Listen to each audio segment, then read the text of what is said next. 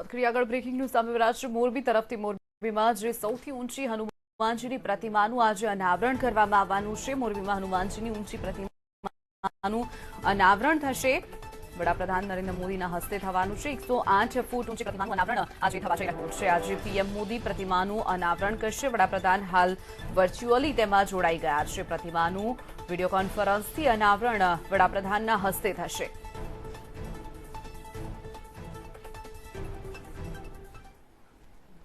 दुर्गादासजी बापूजी અને આપણી વચ્ચે મુખ્ય મહેમાન શ્રી ભારત સરકારના સિનિયર મંત્રી શ્રી કૃષિ પ્રધાન આદરણીય શ્રી નરેન્દ્રસિંહ તોમરજી, અમારા પાર્ટીના રાષ્ટ્રીય મહામંત્રી શ્રી આદરણીય શ્રી કૈલાસ વિજયવર્ગીયજી, આપણી વચ્ચે ઉપસ્થિત આપણા વિધાનસભાના अध्यक्ष आदरणीय श्री नीमाबेन आचार्य जी, नरेंद्र तोमर जी, सांसद श्री मोहन भाई कोनरिया, आदरणीय श्री दुर्लभ जी भाई, आदरणीय श्री कांति भाई अमृतिया, उपस्थित आ कथाना मुख्य यजमान श्री भाई श्री अजय भाई, आदरणीय जयंती भाई कवाड़िया, मंच पर विराजमान सर्वे श्री दुर्लभजी भाई, अपना संतगण ने नमन। मोटी संख्या में उपस्थित सर्वे आ कथाना मोरबी ने धर्म प्रेमी जनता ने पण मारा वंदन। अजय भाई अपनी साथे आदरणीय श्री मोदी साहब अपने आजना प्रसंग ने उद्बोधन करसे पण આપણે સૌ જાણીએ છીએ કે આ એક પૂજ્ય કેશવાનંદ બાપુની એક તપસ્વી અને ચૈત્ય ભૂમિ છે અને પૂજ્યના નેતૃત્વમાં સતત ને સતત અહીંયા આપણે જોઈ રહ્યા છીએ કે જે રીતે આપણા દેશના પ્રધાનમંત્રી શ્રી આદરણીય નરેન્દ્ર મોદી સાહેબના નેતૃત્વમાં વિકાસની સાથે સાથે દેશની અંદર ધર્મની વિરાસતની જાળવણી અને जीर्णोद्धार થઈ રહ્યો છે। એ જ રીતે આ મોરબી જિલ્લાની અંદર પણ માના સાનિધ્યમાં આ જગ્યા ઉપર ભગવાન દ્વારકાધીશ, ભગવાન રામ દરબારનું શિવાલય, માં દુર્ગાનું મંદિર, ખોખરા હનુમાનજી મહારાજની મૂર્તિ અને એક રમણીય અને ધાર્મિક સ્થળ બનવા જઈ રહ્યું છે। અહીંયા અનેક દાતાશ્રીઓના સહયોગથી આપણે જોઈ રહ્યા છીએ કે ગૌશાળા પણ ચાલી રહી છે। અહીંયા ઋષિ કુમારો સંસ્કૃત પાઠશાળા અને વેદ ધામ પણ ભવ્ય તો ભવ્ય બન્યું છે। આવી ભવ્ય પવિત્ર ભૂમિ આ સૌરાષ્ટ્રની આ મોરબી જિલ્લાની અંદર માના સાનિધ્યમાં આપણને મળી છે, ત્યારે આપણે માને કોટી કોટી વંદન કરીએ। અને આજે જ્યારે પ્રત્યક્ષ રીતે આપણી સાથે વર્ચ્યુઅલી રીતે જ્યારે દેશના પ્રધાનમંત્રી શ્રી નરેન્દ્ર મોદી સાહેબ આપણને ઉદ્બોધન કરવાના છે, હું ફરી એકવાર આપ સૌ વતી એમને આવકારું છું, એમને વંદન કરું છું, એમને અભિનંદન કરું છું। અસ્તુ। ભારત માતા કી જય।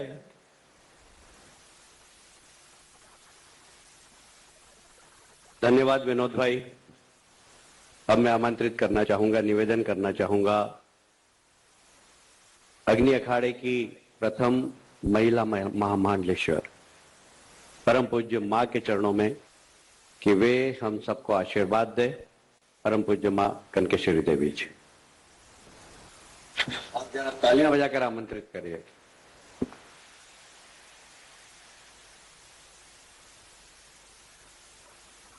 श्री खोखरा हनुमान अरहर धाम के प्रांगण में 108 फीट गुजरात की प्रथम ऊंची जो हनुमान जी महाराज की प्रतिमा बनी है, इसके अनावरण के उपलक्ष्य में आयोजित राम कथा में मंच पर विद्यमान सभी संतगण, सभी राज्य के महानुभाव, अभी विनोद जी ने सभी के नाम बता दिए हैं।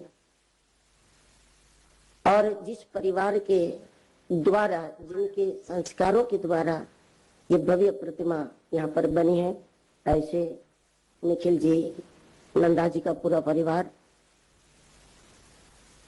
एवं आप सभी श्रोताजनों, विशेष रूप से यहाँ पर जो हमारे बीच में उपस्थित हैं, ऐसे भारत के प्रधानमंत्री जी माननीय श्री नरेंद्र भाई मोदी जी,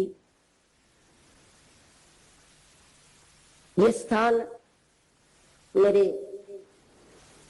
सदगुरु का प्रिय स्थान है, उनकी साधना भूमि है, उनकी भजन भूमि है।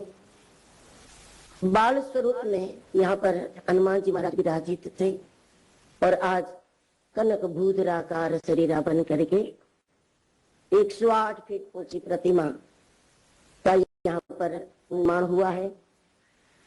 गुजरात के ये प्रथम है, लेकिन इस मूर्ति के अंदर कम से कम 8 अरब राम नाम को स्थापित किया है। उस रूप में भारत की ये प्रथम प्रतिमा है। हम चाहते थे कि जितनी भव्य ये प्रतिमा है, उतना भव्य इसका अनावरण भी होना चाहिए। और जब कैलाश ने बताया कि शायद इसके अनावरण में प्रधानमंत्री जी भी आ सकते हैं, और जैसे ही बताया और हमने इस बात को अच्छे से पकड़ लिया कि ऐसा भी होना चाहिए, नहीं ऐसा ही हो। और हनुमान जी की कृपा से सारे काम सिद्ध होते ही है, और गुरु महाराज की कृपा से आज ये होने जा रहा है कि हमारे प्रधानमंत्री जी के कदमों से इस बड़े मूर्ति का यहाँ पर अनावरण होने जा रहा है। जो व्यक्ति राजनीति में होता है तो अक्सर हम सबका अनुभव ऐसा था कि उसकी अध्यात्म की सूझबूझ कुछ उतनी ज्यादा नहीं होती, और जो लोग अध्यात्म के होते हैं उसमें राजनीति की कुछ सोच समझ नहीं होती है, बहुत कम होती है। लेकिन ये भारत का सौभाग्य है कि भारत को ऐसा नेतृत्व प्राप्त हुआ है कि जिसमें राज भी है और योग भी है। और हनुमान जी की प्रतिमा का जब अनावरण करना है तो ऐसे राजयोगी के द्वारा ही होना चाहिए, और हम सबका ये सौभाग्य है कि हमको ऐसे प्रधानमंत्री प्राप्त है। तो आज ये परिसर ही नहीं, मोरबी ही नहीं, पूरा गुजरात इस बात को लेकर के गौरवान्वित है कि आदरणीय प्रधानमंत्री जी के कार्य कमलों से ये कार्य होने जा रहा है। इस अवसर पर मैं गुरुदेव के चरणों में प्रार्थना करूं कि जब देश और दुनिया महामारी और युद्ध जैसे घोर संकटों से ये धरा जब गुजर रही है, और ऐसे कठिन काल में भारत का नेतृत्व ऐसे राजयोगियों के हाथों में रहे और भारत रहे, सुरक्षित रहे। जय गिरनार।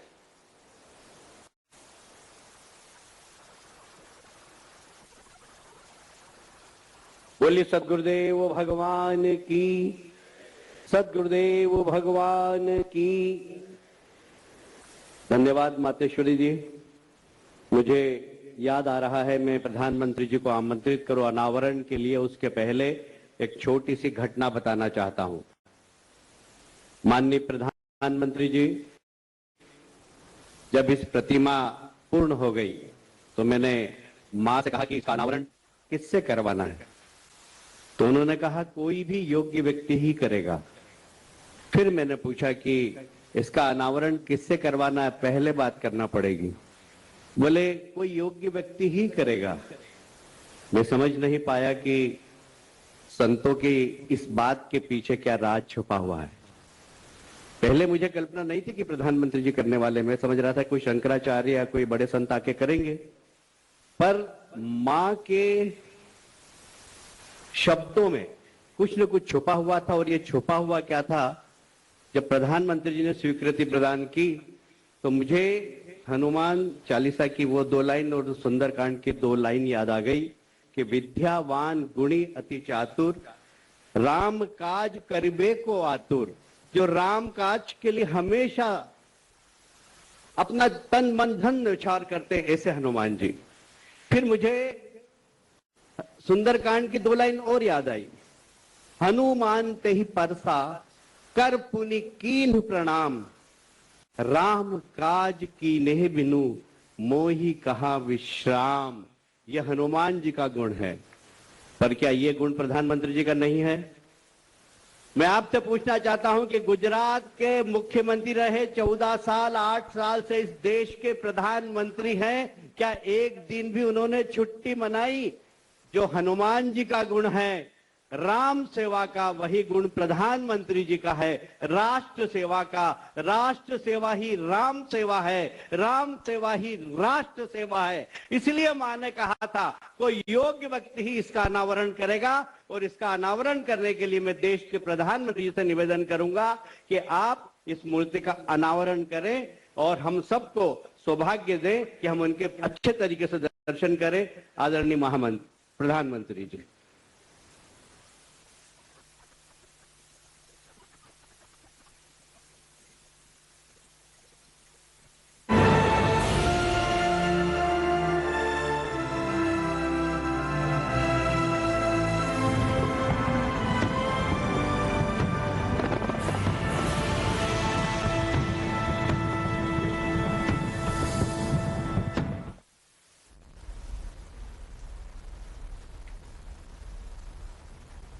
दोनों हाथ ऊपर बंद करके जरा तालियां बजाना चाहिए।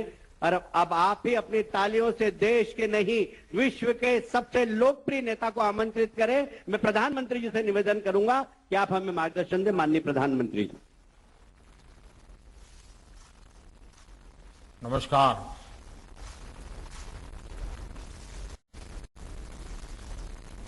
महामंडलेश्वर कंकेश्वरी देवी जी और राम कथा आयोजन से जुड़े सभी महानुभाव, गुजरात की इस धर्मस्थली में उपस्थित सभी साधु संत, महंत, महामंडलेश्वर एससी ट्रस्टा नंदा ट्रस्ट के सदस्यगण, अन्य विद्वान और श्रद्धालुगण, देवी और सज्जनों, हनुमान जयंती के पावन अवसर पर आप सभी को, समस्त देशवासियों को बहुत बहुत शुभकामनाएं। इस पावन अवसर पर आज मोरबी में हनुमान जी की इस भव्य मूर्ति का लोकार्पण हुआ है। ये देश और दुनिया भर के हनुमान भक्तों के लिए, राम भक्तों के लिए बहुत सुखदायी है। आप सभी को बहुत बहुत बधाई। साथियों, रामचरितमानस में कहा गया है, बिनु हरि कृपा, बिनु हरि कृपा मिल ही नहीं संता। यानी ईश्वर की कृपा के बिना संतों के दर्शन दुर्लभ होते हैं। मेरा यह सौभाग्य है कि बीते कुछ दिनों के भीतर मुझे मां अंबा जी, उमिया माता धाम, मां अन्नपूर्णा धाम का आशीर्वाद लेने का मौका मिला है। अब आज मुझे मोरबी में हनुमान जी के इस कार्य से जुड़ने का, संतों के समागम का हिस्सा बनने का अवसर मिला है। भाइयों और बहनों, मुझे बताया गया है कि हनुमान जी की इस तरह की 108 फीट ऊंची प्रतिमा देश के 4 अलग अलग कोने में स्थापित की जा रही है।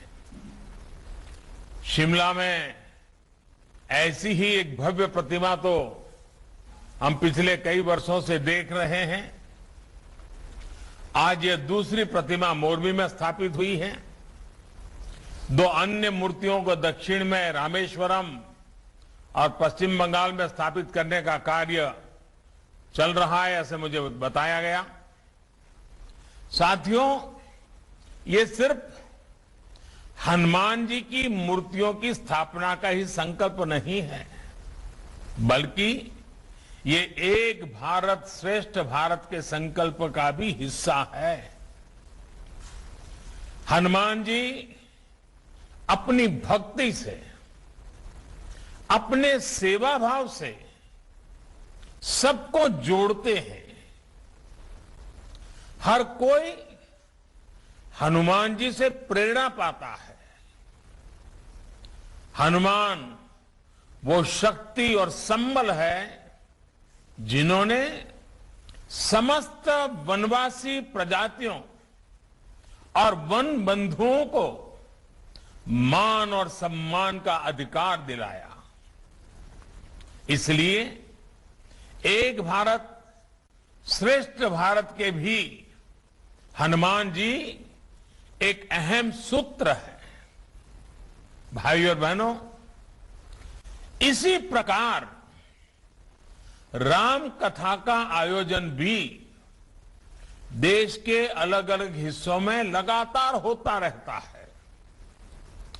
भाषा बोली जो भी हो, लेकिन राम कथा की भावना सभी को जोड़ती है। प्रभु भक्ति के साथ एकाकार करती है। यही तो भारतीय आस्था की, हमारे अध्यात्म की, हमारी संस्कृति, हमारी परंपरा की ताकत है। इसने गुलामी के मुश्किल कालखंड में भी अलग अलग हिस्सों को, अलग अलग वर्गों को जोड़ा। आजादी के राष्ट्रीय संकल्प के लिए एकजुट प्रयासों को सशक्त किया। हजारों वर्षों से बदलती स्थितियों के बावजूद भारत के अड़िग अटल रहने में हमारी सभ्यता, हमारी संस्कृति की बड़ी भूमिका रही है। भाइयों और बहनों, हमारी आस्था, हमारी संस्कृति की धारा सद्भाव की है, समभाव की है, समावेश की है। इसलिए जब बुराई पर अच्छाई को स्थापित करने की बात आई, तो प्रभु राम ने सक्षम होते हुए भी, खुद से सब कुछ करने का सामर्थ्य होने के बावजूद भी उन्होंने सबका साथ लेने का, सबको जोड़ने का, समाज के हर तबके के लोगों को जोड़ने का, छोटे बड़े जीव मात्र को उनकी मदद लेने का, और सबको जोड़ करके उन्होंने इस काम को संपन्न किया। और यही तो है सबका साथ सबका प्रयास। ये सबका साथ सबका प्रयास का उत्तम प्रमाण प्रभु राम की ये जीवन लीला भी है, जिसके हनुमान जी बहुत अहम सूत्र रहे हैं।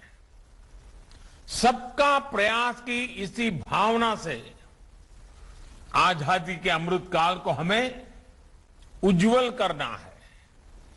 राष्ट्रीय संकल्पों की सिद्धि के लिए जुटना है।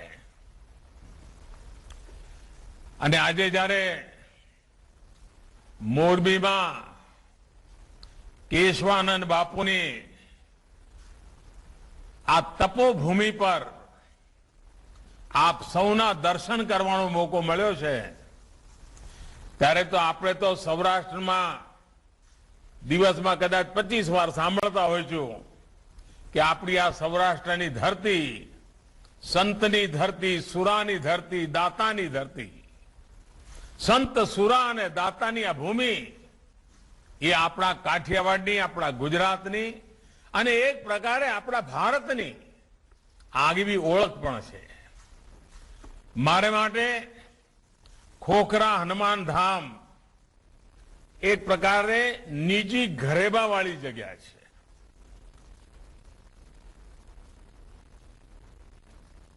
એની સાથે મારો નાતો મર્મ અને કર્મનો રહ્યો છે.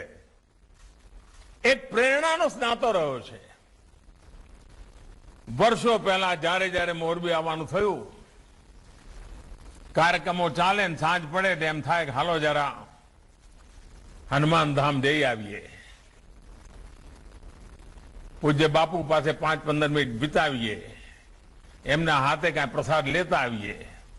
અને જ્યારે મચ્છુ ડેમની દુર્ઘટના ઘટી ત્યારે તો આ હનુમાન ધામ પ્રવૃત્તિથી ધમધમતું થઈ ગયું. અને એના કારણે મારો સ્વાભાવિક રીતે બાપુ સાથે ઘનિષ્ઠ નાતો આવ્યો. અને એ દિવસોમાં ચારે તરફથી લોકો જ્યારે સેવા ભાવથી કામ માટે આવતા ત્યારે આ બધા સ્થાન હતા, મથક બની ગયા કે જ્યાંથી મોરબીના ઘેર ઘેર મદદ પહોંચાડવાનું કામ ચાલતું હતું.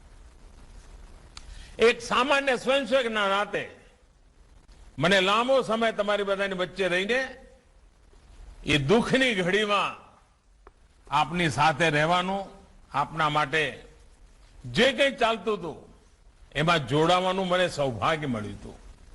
અને એ વખતે પૂજ્ય બાપુ સાથે જે વાતો થતી હતી એમાં મોરબી આનાથી પણ ભવ્ય બનાવવું છે ભાઈ. ઈશ્વરની ઈચ્છા હતી, આપણી કસોટી થઈ ગઈ એમ કે બાપુ. અને હવે આપણે અટકવાનું નથી, બધાએ લાગી પડવાનું છે. બાપુના શબ્દો બહુ ઓછું બોલતા પણ સરળ ભાષામાં વાત મૂકતા. આધ્યાત્મની દ્રષ્ટિથી પણ માર્મિક વાત કરવાની પૂજ્ય બાપુની વિશેષતા રહી હતી. ત્યાર પછી પણ અનેક વાર એમના દર્શન કરવાનું સૌભાગ્ય મળ્યું. અને જ્યારે ભુજમાં અને કચ્છમાં ભૂકંપ આવ્યો, હું એમ કહી શકું કે મોરબીની દુર્ઘટનામાંથી જે પાઠ ભણ્યા હતા, જે શિક્ષણ લીધું હતું, આવી પરિસ્થિતિમાં કેવી રીતે કામ કરાય એનો જે અનુભવ હતો એ ભૂકંપની અંદર કામ કરવામાં લેખે લાગ્યો. અને એટલા માટે હું આ પવિત્ર ધરતીને વિશેષ ઋણી છું. કારણ જ્યારે પણ મોટી સેવા કરવાનો મોકો આવ્યો તો મોરબીના અનુભવ આજે પણ એ સેવા ભાવથી કામ કરવાની પ્રેરણા આપે છે. અને જેમ ભૂકંપ પછી કચ્છ ઝળહળી ઉઠ્યું છે, એવું જ આફતને અવસરમાં પલટવાની ગુજરાતીઓની જે આગવી તાકાત છે એ મોરબીએ પણ બતાવી. આજે આપે જુઓ, ચીની માટીના ઉત્પાદકો આપણા ટાઇલો બનાવવાનું કામ કહો, ઘડિયાળનું કામ કહો, તો મોરબી આવી એક ઔદ્યોગિક પ્રવૃત્તિનું પણ કેન્દ્ર બની ગયું. નહીં તો આપણો સમુદ્ર કિનારો એ પણ હવે ગાજતો થયો છે. મને ગઈકાલે અમારા નોર્થ ઇસ્ટના ભાઈઓને મળવાનું થયું, ઉત્તર પૂર્વી રાજ્યોના ભાઈઓ, સિક્કિમ, ત્રિપુરા, મણિપુર, આ બધા રાજ્યોના ભાઈઓને મળવાનું થયું. એ હમણાં ગુજરાત આવ્યા હતા બધા. અને દીકરી પરણાવવા માટેનો જેમ સાજો સામાન લઈને ભાગીદાર બને એમ શ્રી કૃષ્ણ અને રૂકમણીના લગ્નમાં રૂકમણીના પક્ષે બધા આવ્યા હતા. હવે આ ઘટના પોતાના એક તાકાત ઊભી કરે છે. અને જે ધરતી પર ભગવાન કૃષ્ણના લગ્ન થયા હતા ત્યાં માધવપુરના મેળામાં આખું નોર્થ ઇસ્ટ ઉમટી પડ્યું. પૂરબ અને પશ્ચિમની એકતાનું એક અદભુત ઉદાહરણ પૂરું પાડ્યું. અને ત્યાંથી જે લોકો આવ્યા હતા એમના હસ્તશિલ્પીઓનું જે વેચાણ થયું છે એને તો નોર્થ ઇસ્ટના માટે એક આવકની મોટી સાધન ઊભું કરી દીધું છે. અને મને લાગે છે કે હવે આ માધવપુરનો મેળો જેટલો ગુજરાતમાં પ્રસિદ્ધ થશે એના કરતા વધારે પૂર્વોત્તર ભારતમાં થશે. આર્થિક ગતિવિધિ કેટલી બધી વધતી હોય છે. આપણે ત્યાં કચ્છમાં રણોત્સવ કર્યો. હવે રણોત્સવમાં કોઈને જવું હોય તો વાયા મોરબી જ જવું પડે. એટલે મોરબીને જતે જતે લાભ મળે. આપણા મોરબીના હાઈવેની આજુબાજુ કેટલી બધી હોટલો હવે બની ગઈ છે.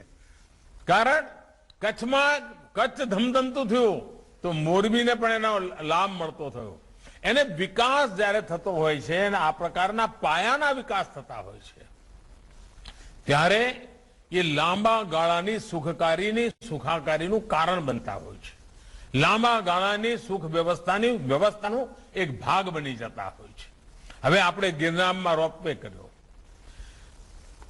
આજે વડીલો પણ જેમણે જીવનમાં સપનું જોયું હોય પણ ગિરનાર ના જઈ શક્યા હોય કઠિન ચઢાઈના કારણે હવે રોપવે કર્યો તો કેટલો બધો મને બધા કહે છે કે સાહેબ 80-90 વર્ષના બધા વડીલો લઈને એમના સંતાનો આવે છે અને જીવનમાં ધન્યતા અનુભવે છે.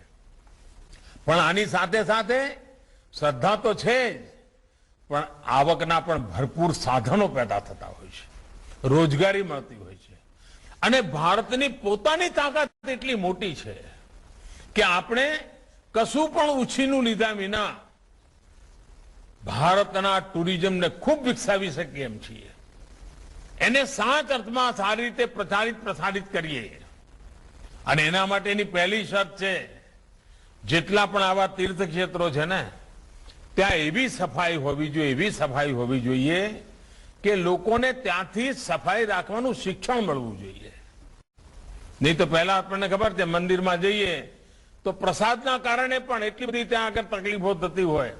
હવે તો મેં જોયું છે કે આપણા મંદિરોમાં પ્રસાદ પણ સરસ મજાના પેકિંગમાં આપે. જ્યારે મેં કહ્યું કે ભાઈ પ્લાસ્ટિક નહીં વાપરવાનું તો મંદિરોમાં હવે પ્રસાદ પ્લાસ્ટિકમાં નથી આપતા મોટા ભાગના મંદિરો ગુજરાતમાં. એનો અર્થ એ થયો કે આપણા મંદિરો પણ આપણા સંતો મહંતો એ પણ જેમ સમાજ બદલાય છે, સંજોગ બદલાય છે, એ સંજોગને અનુરૂપ કેવી રીતે સેવા કરવી એના માટે લગાતાર કામ કરતા હોય છે અને પરિવર્તન લાવતા હોય છે. આપણા બધાનું કામ છે કે આપણે એમાંથી કંઈક શીખીએ, આપણા જીવનમાં ઉતારીએ અને આપણા જીવનની અંદર એનો સૌથી વધારે લાભ લઈએ.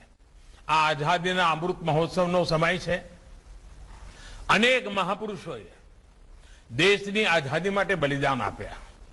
પરંતુ એના પહેલા એક બાબત ધ્યાને રાખવા જેવી છે કે 1857 પહેલા આઝાદીની જે આખી પીઠિકા ઉભી કરી, જે આધ્યાત્મિક ચેતનાનું વાતાવરણ ઉભું કર્યું, આ દેશના સંતોએ, મહંતોએ, ઋષિઓએ, મુનિઓએ, ભક્તોએ, આચાર્યોએ, અને જે ભક્તિ યુગ પ્રારંભ થયો એ ભક્તિ યુગે ભારતની ચેતનાને ફરી એકવાર પ્રજ્વલિત કરી અને એમાંથી પછી આઝાદીના આંદોલનને એક નવી તાકાત મળી. આપણે ત્યાં સંત શક્તિ, સાંસ્કૃતિક વિરાસત એનું પોતાનું એક સામર્થ્ય રહ્યું છે, જેને હંમેશા સર્વજન હિતાય, સર્વજન સુખાય, સર્વજન કલ્યાણ માટે થઈને સમાજ જીવનમાં કંઈ ને કંઈ કામ કર્યું છે. અને એટલા માટે આપણા માટે તો હનુમાનજીને યાદ રાખવાનો મતલબ જ એ છે કે સેવા ભાવ, સમર્પણ ભાવ. હનુમાનજીએ આ જ શીખવાડ્યું છે. હનુમાનજીની ભક્તિ સેવા પૂર્તિના રૂપે હતી. હનુમાનજીની ભક્તિ સમર્પણના રૂપે હતી. ખાલી કર્મકાંડ વાળી ભક્તિ હનુમાનજીએ ક્યારેય નથી કરી. હનુમાનજીએ જાત ઘસીને, સાહસ કરીને, પરાક્રમ કરીને પોતાની સેવાની ઊંચાઈ વધારતા ગયા છે. આજે પણ આઝાદીના જયારે 75 વર્ષ મનાવી રહ્યા છે ત્યારે આપણામાં પડેલો સેવા ભાવ જેટલો પ્રબળ બનશે, જેટલો પરોપકારી બનશે, જેટલો સમાજ જીવનમાં જોડનારો બનશે, આ રાષ્ટ્ર વધુને વધુ સશક્ત થશે. અને આજે હવે ભારતને આમ નામ રહેવું પાલવે એમ છે જ નહીં ભાઈ. હવે ભારત આપણે ઊંઘતા હોઈએ કે જાગતા હોય પણ આપણે હવે આગળ વધ્યા વિના છૂટકો જ નથી. દુનિયાની સ્થિતિ એવી બની છે. આજે આખી દુનિયા કહેવા માંડી છે આત્મનિર્ભર થવું પડે. હવે જયારે સંતોની વચ્ચે બેઠો છું તો આપણે લોકોને ના શીખવાડીએ લોકલ માટે થઈને વોકલ થાવ, વોકલ ફોર લોકલ આ વાત લગાતાર કેવી જોઈએ કે નહીં કેવી જોઈએ? આપણા દેશમાં બનતું, આપણા લોકો દ્વારા બનાવેલી, આપણા મહેનતથી તૈયાર થયેલી ચીજો જ ઘરમાં વાપરીએ.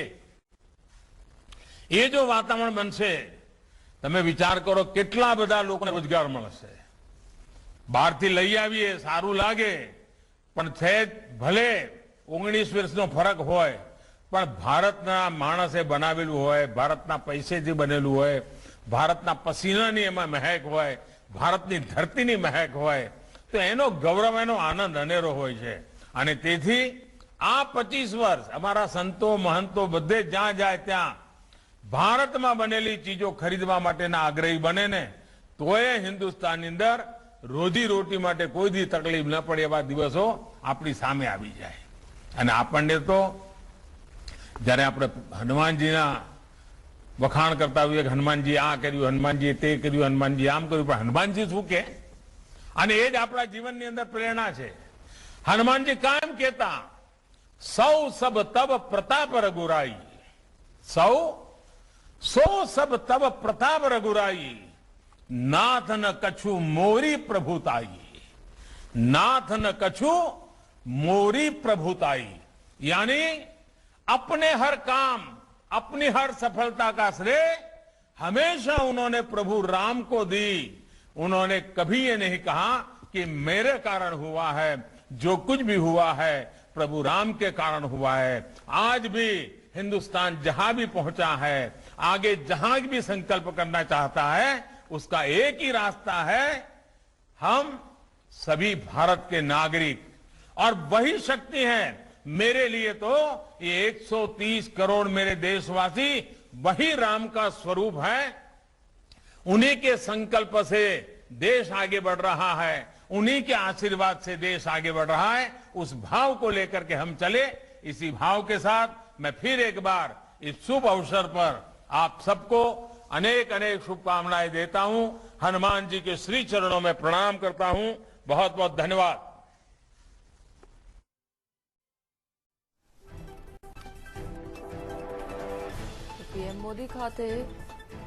પીએમ મોદી દ્વારા મોરબી ખાતે વર્ચ્યુઅલી વિડીયો કોન્ફરન્સના માધ્યમથી તેઓ જોડાયા હતા અને તેમના દ્વારા હનુમાનજીની મૂર્તિનું અનાવરણ કરવામાં આવ્યું.